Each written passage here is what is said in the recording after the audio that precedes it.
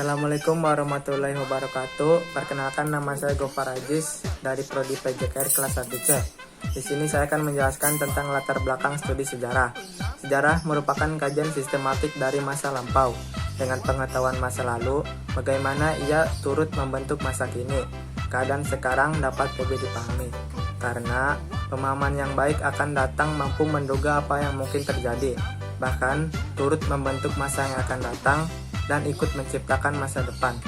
Guru pendidikan jasmani, pelatih olahraga ataupun rekreasi menaruh minat pada latar belakang pendidikan jasmani, olahraga dan rekreasi karena beberapa hal. Yang pertama, yaitu karena sejarah akan memberikan kejelasan tentang status bidang kerjanya. Yang kedua, pengetahuan sejarah akan membantu menjelaskan pemanfaatan asas-asas dari ilmu pengetahuan sosial dan perilaku. Sejarah pendidikan jasmani, olahraga, dan rekreasi tidak dapat dilepaskan dari sejarah pada umumnya. Sejarah menentukan perkembangan pendidikan jasmani, kesehatan, dan rekreasi. Pada saat yang sama, sebaliknya turut menentukan jalannya sejarah. Sekian dan terima kasih. Zaman kuno, dua kebudayaan kuno yang masih tetap bertahan dan masih hidup yaitu Cina dan India. Cina mewakili jenis aktivitas fisik dan permainan. Wen Changwu, seorang ahli, mewujudkan bahwa pada abad-abad permulaan di Cina, hidup diawali tari-tarian, gulat, panahan, pemeliharaan, dan berbagai aktivitas fisik. Zaman dinasti Zhou adalah dari budaya Cina. Pendidikan jasmani digambarkan dengan seni menembak, sepak bola, tari tinju, anggar, dayung, tolak batu, tarik tambang, dan lomba chariot atau kereta berkuda. Konghucu mendukung pendidikan jasmani. Namun di India dijumpai pula permainan dan aktivitas fisik, akan tetapi sistem kasta yang berlangsung bersama dengan tekanan pada ketaatan, keimanan, dan agama yang bersifat mistik, menyebabkan kemajuan terhenti. Pendidikan jasmani dalam pendidikan dianggap tidak penting. Di Timur Tengah, Sumeria, dan Mesir umumnya dipandang sebagai tempat kelahiran kebudayaan. Menjangkau jauh ke belakang pada tahun 5000 sebelum Masehi. Sumeria dan Mesir diikuti oleh Assyria, Babilonia, dan Iberani. Tujuan utamanya adalah perang mengalahkan bangsa lain. Program latihan diatur oleh bangsa dengan negara. Tujuan pendidikan jasmani dan moral anak-anak muda.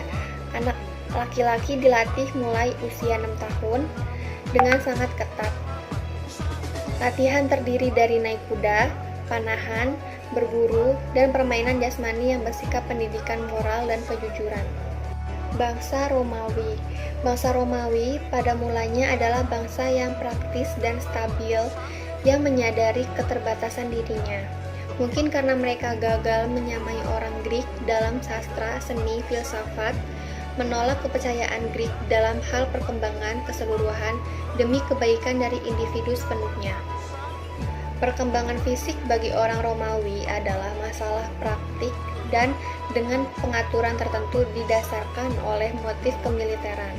Orang Romawi adalah orang terbaik sebagai prajurit, sebagai insinyur, sebagai penguasa, tetapi adalah orang yang buruk bagi penonton, tak berperasaan dan kasar dalam hiburan-hiburan yang diselenggarakan kekaisaran dalam abad terakhir.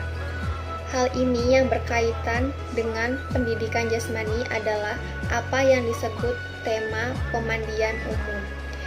Gimnasium untuk orang Greek sama dengan tema untuk orang Romawi. Tema adalah pusat latihan, rekreasi, sosialisasi, dan juga untuk seni dan tempat belajar. Kekaisaran Romawi runtuh sebelum kedatangan bangsa barbar dari Eropa Utara yang menguasainya, dan keruntuhan serta kehancuran disebabkan oleh kebobrokan moral dan fisik dari rakyat yang telah berlangsung lama sebelum tanggal kejatuhannya yang resmi, yakni pada tahun 476 Masehi. Kemenangan peperangan dan kemajuan negara mengubah cara hidup orang Roma. akses kemewahan, hiburan, kebobrokan ekonomi, kegagalan militer, pemerintahan yang tidak bersih, dan perpecahan di pemerintahan pusat, korupsi di pemerintahan swasta, semuanya menyebabkan retaknya kekaisaran dari dalam. Bersama dengan jatuhnya kekaisaran Romawi, muncullah agama Kristen dengan gerejanya, namun sedikit sekali latihan jasmani yang dapat dipelajari budaya zaman adab gelap. Keruntuhan kekaisaran Romawi tahun 475 Masehi, kebudayaan terhenti selama satu periode dan pendidikan tak teratur lagi. Pemerintahan pusat hancur dan ekonomi tak memperoleh kemajuan. Keadaan semakin kacau di seluruh kekaisaran, kaum barbar di Eropa Utara menguasai seluruh Romawi. Dan sinar lampu kebudayaan gereja semakin redup, dan keharuman budaya Greek serta kebesaran Romawi terhenti. Namun hal ini tak berlangsung lama. Kaum barbar yang melumpuhkan mulai membangun lagi kebudayaan Eropa dengan unsur-unsur Romawi dan Greek. Ada segi positif dari kaum barbar, yaitu fisik dan moral mereka yang kuat dan menyebar ke seluruh pelosok Romawi hingga menutup kelemahan orang Romawi. Zaman Greek merupakan negara-negara kota yang masing-masing berbeda dalam filsafat dan pola budayanya. Maka dari itu, negara-negara kota tersebut sering berperang satu dengan yang lainnya. Pendidikan jasmani merupakan cara hidup orang Greek dengan tujuan untuk kekuatan militer. Namun, pada bentuk masyarakat yang demokratik, pembentukan jasmani tidaklah semata-mata hanya bagian tujuan untuk kekuatan militer. Mereka memandang latihan jasmani sebagai cara untuk membentuk mental, moral, sosial, maupun tubuh. Hidup membujang dan tubuh yang kegemukan adalah kejahatan terhadap bangsa yang dapat dihukum. Latihan bagi laki-laki dilakukan oleh negara dan mulai sejak 6 tahun. Sejak saat itu, ia menjadi milik negara dan hidup terpisah dari ikatan keluarga. Wanita memegang peran tersendiri dalam kehidupan yang Sparta dan harus melatih diri hingga dapat menjadi ibu yang kuat.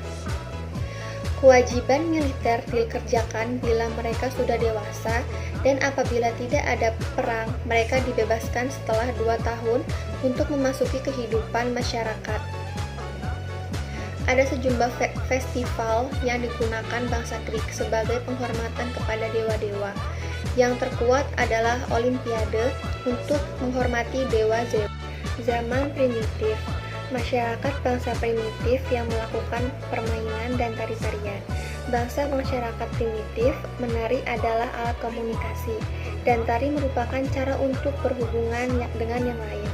Di masyarakat tertentu, salam yang diberikan kepada orang asing adalah, "Apakah tarian Anda?" Ada tarian tertentu untuk setiap perasaan manusia dan untuk menggambarkan segala aspek kehidupan mereka. Dan permainan tersebut terdapat maksud tertentu. Pertama, permainan merupakan bagian dari kegembiraan dan kesenangan spontan dan usaha memenuhi kebutuhan hidup serta perjuangan mempertahankan hidup.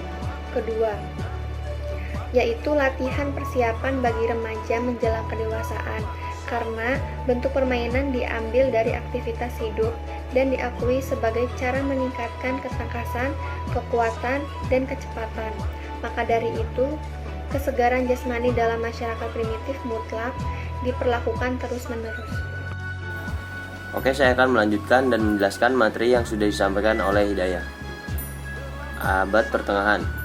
Ada 2 kekuatan yang berkembang selama abad pertengahan yang berakibat buruk bagi latihan jasmani.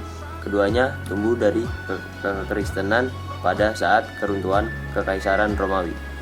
Gereja melihat kesempatan yang baik untuk memberikan apa yang dibutuhkan rakyat Romawi. Filsafat Kristen pada mulanya mementingkan rohani dan bukan jasmani. Karena itu, baik keindahan tubuh Greek maupun keduniawian materialistik dengan segala aksesnya sama sekali tidak menarik bagi kaum Kristen. Yang kedua, ada zaman feodalisme de ksatria. Feodalisme sebagai cara hidup terdapat dalam abad pertengahan yang timbul dari kekacauan setelah jatuhnya Romawi. Hanya ada dua macam profesi yang terbuka, yakni pejabat gereja dan adik ksatria.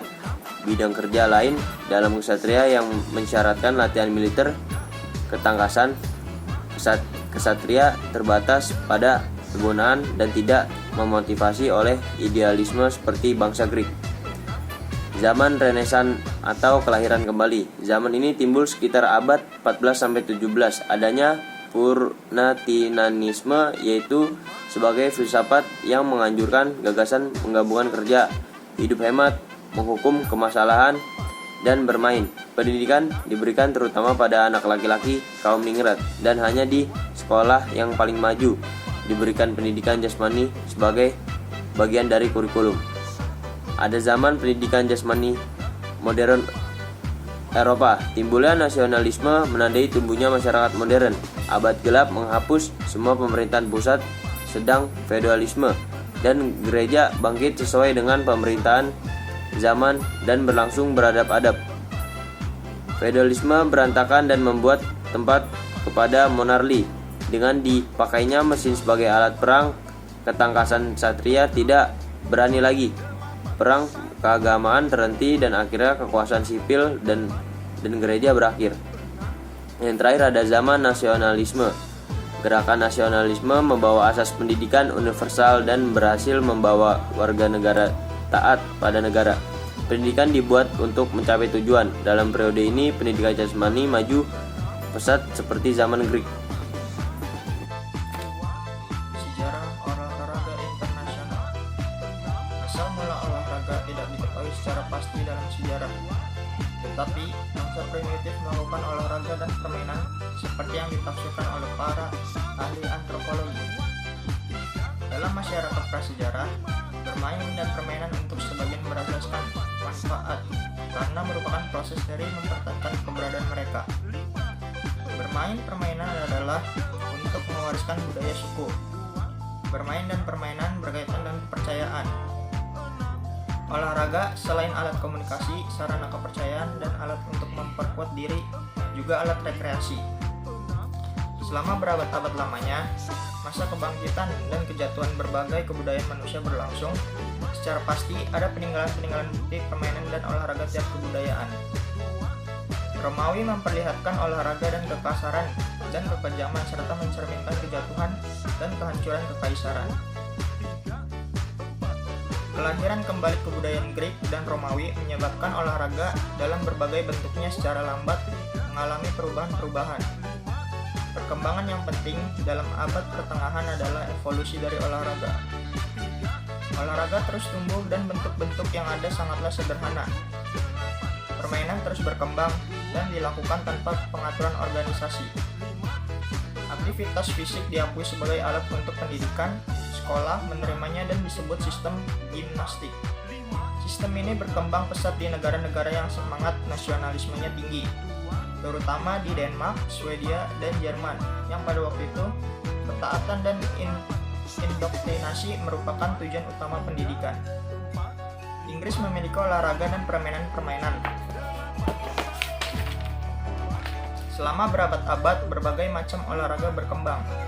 Olahraga dan sportivitas merupakan hal yang penting bagi orang Inggris, dan karenanya dipakai dalam program sekolah mereka untuk tujuan pengembangan. Hal tersebut yang sinonim dengan tradisi watak bangsa Inggris yang kuat. Ketika kerajaan Inggris menyebar, menguasai banyak bagian dunia, demikian pula olahraganya. Inggris menggunakan olahraga sebagai alat rekreasi dan alat pendidikan. Assalamualaikum warahmatullahi wabarakatuh. Nama saya Muhammad Rizky Kaputra dari kelas 1C.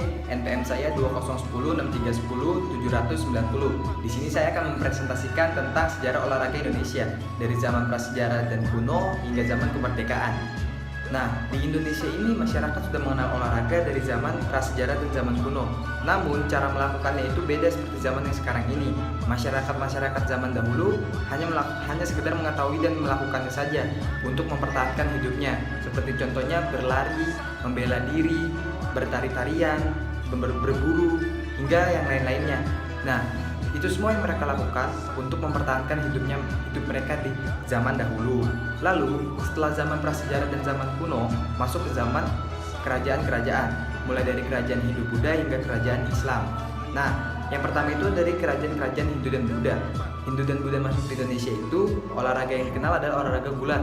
Nah, gulat itu masuk ketika kerajaan Hindu. Nah, dikenalnya olahraga gulat itu ya dari kerajaan-kerajaan Hindu. Namun olahraga gulat itu tidak hanya dilakukan oleh masyarakat kerajaan Hindu saja.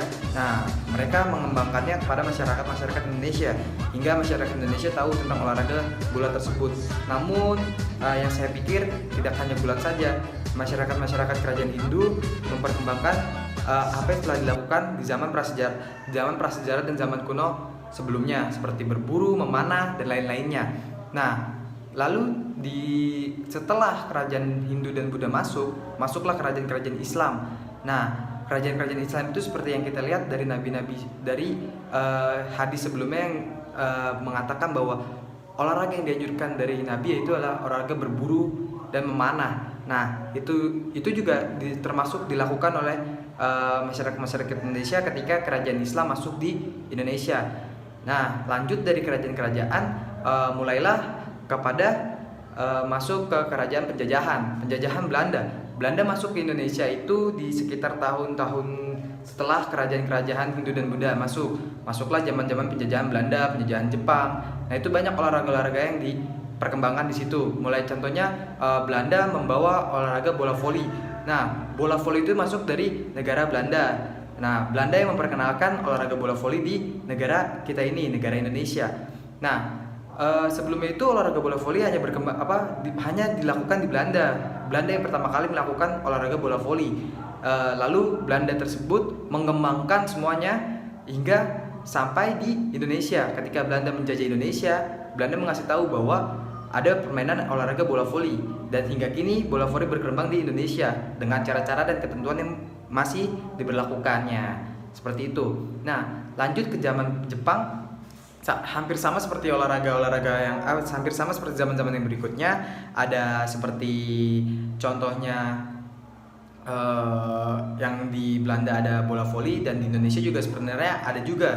Namun di Jepang ini, pas Jepang menjajah Indonesia, banyak juga olahraga yang dimasukkan oleh para penjajah Jepang di Indonesia, sehingga banyak yang berkembang juga di negara-negara kita seperti ini. Contohnya kayak masih banyak pojok bela diri dari Jepang, dari Belanda juga banyak yang dilakukan di Indonesia ini. Nah, menurut saya olahraga tersebut masih pantas untuk diperkembangkan di Indonesia ya. Jadi kayak ya masyarakat Indonesia nggak hanya kenal olahraga dari zaman sekarang saja, namun sudah lama. Jadi seperti contohnya kayak Indonesia telah mengenal olahraga dari zaman dahulu, dari zaman prasejarah, kuno hingga zaman sekarang ini. Jadi Indonesia tidak hanya sekedar kayak olahraga melakukan seperti ini saja, tidak seperti itu. Namun Indonesia melakukannya bertahap. Seperti zaman prasejarah kuno, Indonesia sudah mengenal namun tidak mengerti akan cara yang sebenarnya gimana. Namun seiring perkembangan zaman, Indonesia makin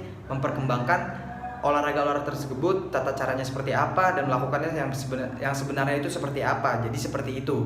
Nah, menurut saya itu saja yang bisa saya bahas. Jadi kayak seperti Indonesia dari zaman prasejarah, zaman kuno hingga zaman-zaman berikutnya, hingga zaman sekarang ini masih memperkembangkan olahraga yang sebenarnya gimana. Nah, makanya pada sekarang ini banyak sekali olahraga yang ada di Indonesia, mulai dari olahraga bela diri hingga olahraga yang banyak sekali yang mungkin yang baru masuk atau baru dikenal juga pun banyak yang lagi ada di Indonesia ini. Jadi seperti itu. Ya, jadi seperti itu yang sudah saya jelaskan perkembangan olahraga di Indonesia ini, mulai dari Jepang dan Belanda menjajah Indonesia, olahraga mulai lebih berkembang di zaman itu. Nah, dan hingga pada tahun 1945 dan 1950 Indonesia mendirikan Departemen Pendidikan, Pengajaran dan Kebudayaan. Dan terus dalam sebuah organisasi ini kemudian mempunyai beberapa tugas utama, yaitu salah satunya menyelenggarakan pelatihan fisik untuk kaum muda dan mencari rehabilitas mental dan fisiknya, seperti itu. Jadi perkembangan olahraga di Indonesia seperti itu, mulai dari zaman purba hingga sampai zaman sekarang ini. Itu saja yang bisa saya jelaskan. Kurang lebihnya mohon maaf bila ada kesalahan. Tolong dimaafkan karena saya hanya manusia biasa yang tak luput dari salah dan dosa. Saya mohon maaf. Saya pamit undur diri. Saya Muhammad Rizky Kaputra. Wassalamualaikum warahmatullahi wabarakatuh.